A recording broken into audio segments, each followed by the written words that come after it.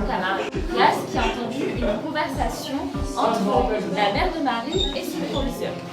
Et donc, il souhaite aider Marie et vous allez aider ce camarade de classe. Je pense que vous avez sûrement remarqué les nombreuses absences de ma fille, Marie, depuis le début de l'année.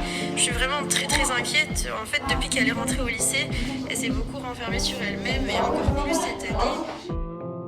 Aujourd'hui, au lycée Perrier, vous avez la visibilité concrète de l'action de la région qui a soutenu l'association G-Addiction, qui a créé un escape game pour permettre de sensibiliser les lycéens de notre région à la question de ce fléau qui est en même temps un délit pénal et qui s'appelle le harcèlement scolaire. Des articles de loi sur le harcèlement.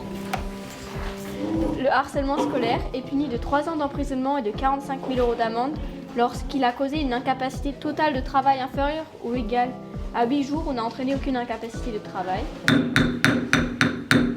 Le harcèlement, il peut prendre plein de formes. Harcèlement verbal sur les réseaux sociaux, ça peut être des moqueries, ça peut être des humiliations, ça peut être des petits mots aussi qu'on croit que c'est pour rigoler, mais en réalité non, c'est pas pour rigoler.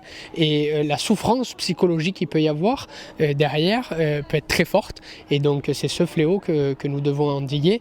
Et il y a des moyens juridiques avec la création du délit pénal, mais il y a aussi toute l'importance de la sensibilisation. Et aujourd'hui, par ces actions concrètes qui se font au sein des lycées, on voit très bien que l'argent est utilisé aussi pour endiguer et pour mettre un terme à ce fléau qu'est le harcèlement scolaire.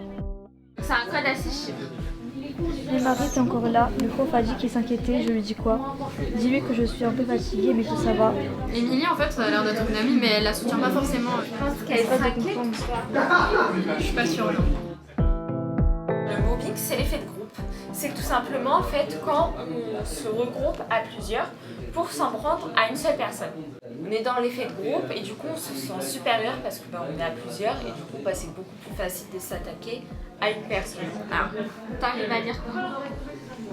En parler, c'est se libérer. Je vois le travail que fait le Parlement régional de la jeunesse et c'est la force du collectif qui montre que, au-delà des sensibilités politiques, il y a ce qui nous réunit et ce qui nous réunit, c'est l'intérêt général et notamment sur la lutte contre le harcèlement scolaire.